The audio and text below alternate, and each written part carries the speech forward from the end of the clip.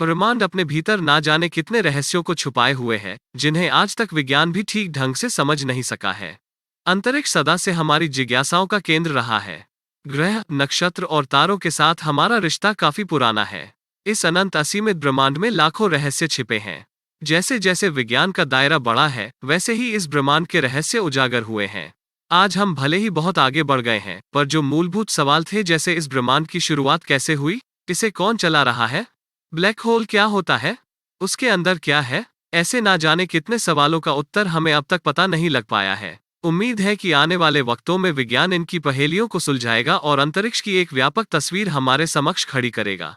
Big bang ब्रह्मांड की शुरुआत की सबसे प्रचलित वैज्ञानिक धारणाओं में से एक है। बेल्जियम के एक खगोलविद जॉर्ज हेनरी लेमेत्रे ने इस सिद्धांत को दिया। इस सिद्धांत के अनुसार लगभग 14.5 अरब वर्ष पहले ब्रह्मांड की सारी ऊर्जा, भौतिक पदार्थ और अस्तित्व एक बिंदु में कैद था।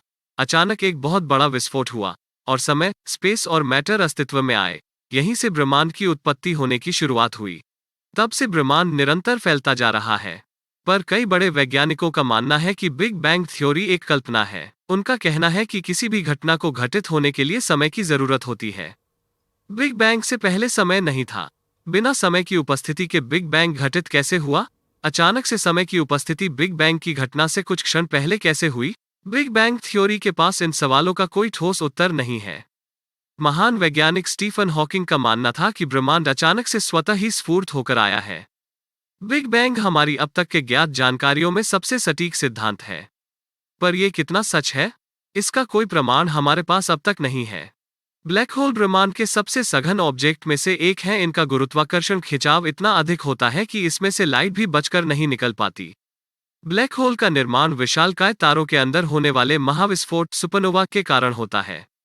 इसकी सर्वप्रथम खोज कार्ल स्क्वार्जस्चिल्ड और जॉन व्हीलर ने की थी। विज्ञान के विस्तार ने ब्लैक होल के कई रहस्यों से पर्दा उठाया है, पर आज भी इससे जुड़े कई ऐसे रहस्य हैं जिनके ऊपर से पर्दा अब तक नहीं उठा है। इनमें से एक है कि ब्लैक होल के भीतर क्या है। इस सवाल का जवाब अब तक किसी के पास नहीं है। ब्लैक होल को देख पाना असंभव है। हमें यह भी नहीं पता कि ब्लैक होल के केंद्र में जब कोई ऑब्जेक्ट जाता है तो उसके साथ क्या होता है। कई वैज्ञानिकों की परिकल्पना कहती है कि ब्लैक होल में जाने के बाद ऑब्जेक्ट किसी दूसरे आयाम में चले जाते हैं। एक समय मंगल ग्रह भी पृथ्वी के जैसा था। वहां पर भी बड़े बड़े समुद्र और जलधाराएं थी।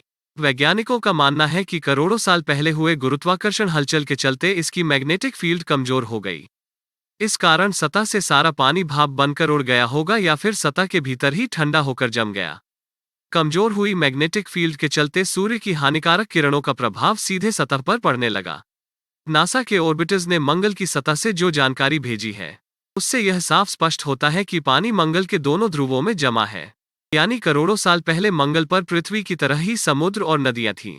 ऐसे ही इंटरेस्टिंग फैक्ट्स जानने के लिए आप हमारे चैनल को सब्सक्राइब कर लीजिए, ताकि हमारे वीडियो आप तक सबसे पहले पहुंच सके।